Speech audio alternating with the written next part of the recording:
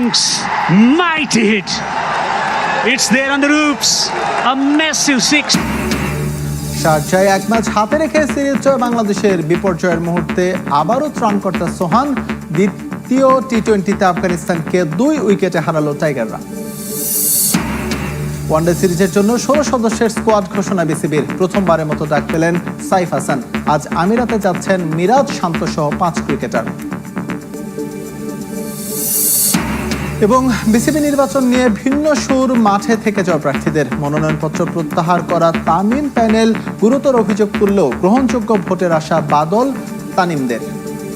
এক ম্যাচ হাতে রেখেই সিরিজ নিশ্চিত করলো টাইগাররা। শারজায় দ্বিতীয় টি-20তে আফগানদের 2 উইকেটে হারিয়েছে সিমন্সের শিষ্যরা। বিপর্যয়ের মুহূর্তে ব্যাট হাতে আবারও ত্রাণকর্তা সোহান, তবে ব্যাটে বলে গুরুত্বপূর্ণ ভূমিকা রেখে ম্যাচ সেরা হয়েছেন শরীফুল। 14 ওভারে 4 উইকেটে 102 রান। জয়ের জন্য 6 ওভারে প্রয়োজন 46, হাতে 6 উইকেট। একেবারেই কঠিন নয়, কিন্তু দলটা যে বাংলাদেশ। ম্যাচের কোনো এক ভাগে দর্শকদের স্নায়ুচাপের পরীক্ষা না নিলে কি হয়? একের পর এক উইকেট হারাতে থাকে দল। ঘুরে ফিরে আসে প্রথম ম্যাচে 9 রানের ব্যবধানে 6 উইকেট হারানোর দুঃস্মৃতি। এদিন 27 রানের ব্যবধানে 4 উইকেট হারালে স্কোরবোর্ডের চিত্র হয় 8 উইকেটে 129 রান। মনে হতে থাকে এবার আর বুঝি হলো না। কিন্তু ইনফর্ম নুরুল হাসান সোহান ঢাল হয়ে দাঁড়ান আবারও। শেষ 2 ওভারে দরকার ছিল 19 রান। 19তম ওভারের প্রথম বলে ছক্কা হাঁকান সোহান। যেন প্রাণ ফিরে পায় টাইগাররা। সেটাই চালিকা শক্তি হিসেবে কাজ করেছে বাকি পথটায়। শারজায় সিরিজ জয়ের মিশনে 2 পরিবর্তন নিয়ে নেমেছিল বাংলাদেশ। তাসকিন ও তানজিম সাকিবের পরিবর্তে একাদশে শরীফুল ও সাইফুদ্দিন। টস হেরে আগে ফিল্ডিংয়ে নামা দলের হয়ে বল হাতে দারুণ করেছেন দুজনই। টাইগারদের মিতব্যয়ী বোলিংয়ে প্রত্যাশা অনুযায়ী হাত খুলে খেলতে পারেনি মার মুখে আফগানরা। দলীয় 55 রানে সিদ্দিকুল্লাহ অতলকে ফিরিয়ে প্রথম ব্রেক থ্রু দেন রিশাদ হোসেন। প্রথম 10 ওভারে মাত্র 69 রান করতে সক্ষম হয় আফগানিস্তান। দ্রুত রান তোলার চাপেই খেই হারায় তারা। রিশাদ নাসুমের ঘূর্ণিতে 90 রানে প্যাভিলিয়নে আরও 3 ব্যাটার। বিপজ্জনক হয়ে উঠছিলেন রহমানুল্লাহ গুরবাজ, তবে ব্যক্তিগত 30-এ তাকে থামান শরীফুল। 118 রানে 5 উইকেট হারায় আফগানিস্তান। এরপর আর উইকেট না হারালেও আজমতুল্লাহ ওমরজাই ও মোহাম্মদ নবীকে বিধ্বংসী হয়ে উঠতে দেয়নি বাংলাদেশ। 150 নিচেই থামিয়ে দেয় প্রতিপক্ষকে। 148 রানের টার্গেটে ব্যাটিংয়ে নেমে এদিন আর আগের ম্যাচের ছন্দ ধরে রাখতে পারেননি তানজিদ তামিম ও পারভেজ ইমন। 2 ওপেনারের পাশাপাশি সাইফ হাসানও ফিরলে 24 রানে 3 উইকেট হারিয়ে ধুঁকতে থাকে বাংলাদেশ। সেখান থেকে দলকে ম্যাচে ফেরান জাকের আলী ও শামীম পাটোয়ারি। গড়েন 56 রানের জুটি। 32 রানের ইনিংসে সমালোচনা ঝেড়ে ফেলার চেষ্টা করেন ভারপ্রাপ্ত অধিনায়ক, আর শামীমের ব্যাটে আসে 33 রান। মাঝের বিপর্যয়ের পর সোহানের 31 রানে স্বস্তি ফেরে সমর্থকদের মনে। শরীফুলকে নিয়ে জয়ের বন্দরে পৌঁছান তিনি। মূল্যবান 11 রান আর বল হাতে 4 ওভারে 13 রানে 1 উইকেট নিয়ে ম্যাচ সেরা শরীফুল। এক ম্যাচ হাতে রেখেই সিরিজ জয় নিশ্চিত হয় টাইগারদের। এদিকে আফগানদের বিপক্ষে সিরিজ জয় মাঠে বসে উপভোগ করেছেন টাইগার সমর্থকরা। এদিন শারজাহ স্টেডিয়ামে প্রচুর প্রবাসী বাংলাদেশিদের সমাগম ঘটে। টাইগারদের পারফরমেন্সে উচ্ছ্বসিত ক্রিকেট প্রেমীরা। সংযুক্ত আরব আমিরাত থেকে আরও জানাচ্ছেন শিবরিয়াল সাদিক। বাংলাদেশ আফগানিস্তান দ্বিতীয় টি-20 ঘিরে শারজাহ স্টেডিয়ামের দৃশ্যপট এদিন একেবারেই আলাদা। প্রথম টি-20তে মাঠে বাংলাদেশকে সমর্থন জানাতে যে পরিমাণ দর্শক ছিল, শুক্রবার তার অন্তত 10 গুণ বেশি দর্শক হাজির স্টেডিয়ামে। বিকেল থেকে দর্শকরা মাঠে আসতে শুরু করেন। খেলা শুরু হওয়ার 5 ওভার পার হলেও দর্শক স্রোত কমেনি। মাঠে আসতে থাকেন লাল সবুজ সমর্থকরা। স্টেডিয়ামের বাইরে দেখা যায় বাংলাদেশের মিরপুর গুলিস্তানের মতো ফুটপাতে জার্সি বিক্রি করতে। সাধারণ দর্শকরা 50 দিরহামের টিকিটের পাশাপাশি 20 দিরহামে বাংলাদেশের পতাকা আর 30 দিরহামে জার্সি কিনে গলা ফাটিয়েছে বাংলাদেশের পক্ষে। আগের ম্যাচের তুলনায় শুক্রবারের ম্যাচে বেশি দর্শক সাড়া পেয়ে বিক্রেতারাও খুশি। আগের ম্যাচ থেকে আজকে দর্শক বেশি হয়েছে। আগের ম্যাচে দর্শক কম ছিল, আজকে আমাদের ছেলে ভালো হয়েছে।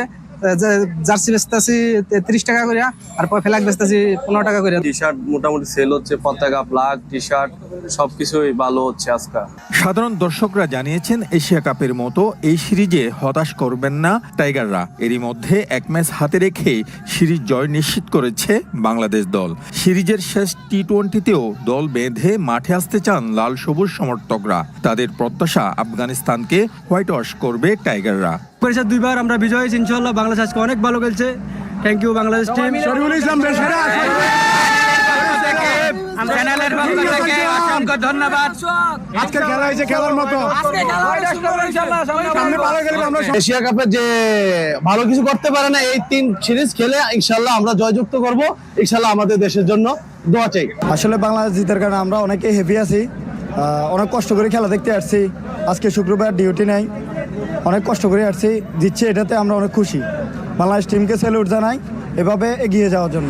আফগানিস্তানের বিপক্ষে ওয়ানডে সিরিজের জন্য বাংলাদেশের 16 সদস্যের দল ঘোষণা। প্রথমবারের মতো ওডিআই দলে ডাক পেয়েছেন ব্যাটার সাইফ হাসান। ইনজুরির কারণে আগেই দেশে ফিরেছেন লিটন দাস। বাদ পড়েছেন ওপেনার পারভেজ হোসেন ইমন। 2 বছর পর ওয়ানডে দলের সুযোগ পেয়েছেন নুরুল হাসান সোহান।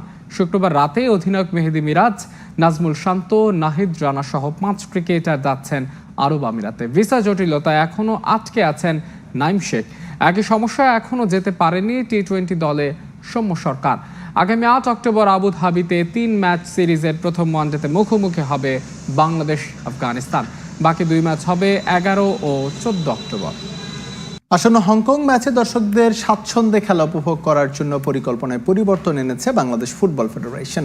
স্টেডিয়ামের আউটার গেটে মহিলাদের জন্য আলাদা প্রবেশদ্বারের ব্যবস্থা রাখা হবে বলে জানিয়েছে কম্পিটিশনস কমিটি।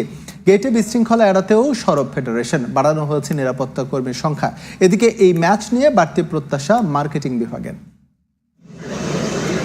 আসন্ন হংকং ম্যাচ সামনে রেখে নতুন রূপে ফিরছে ঐতিহ্যবাহী জাতীয় স্টেডিয়ামের সবুজ গালিচা।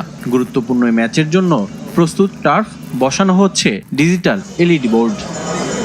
হংকং ম্যাচের প্রস্তুতির অগ্রগতি পর্যবেক্ষণে স্টেডিয়ামে আসেন বাফুফে সহসভাপতি ফাহাদ করিম ও কম্পিটিশনস কমিটির সদস্য তাজওয়ার আউয়াল।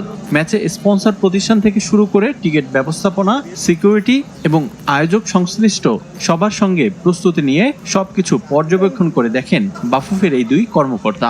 এরপর ভেন্যুর টার্ফ পর্যবেক্ষণ করতেও দেখা যায় তাজওয়ার আউয়ালকে। এবার দর্শকদের জন্য ঝামেলামুক্ত ম্যাচ উপহার দিতে আশাবাদী বাফুফে। আমরা আজকে রেকি করতে আসলাম যে আমাদের সব যে পার্টনারগুলো আছে, সিকিউরিটি, ক্লিনিং, আমাদের টাইটেল স্পন্সর এবং আমাদের যে এজেন্সি যে আমাদের সাথে কাজ করবে, ইভেন্ট এজেন্সি ইন্টারস্পিড, ওরা সবাই এখানে এসেছে।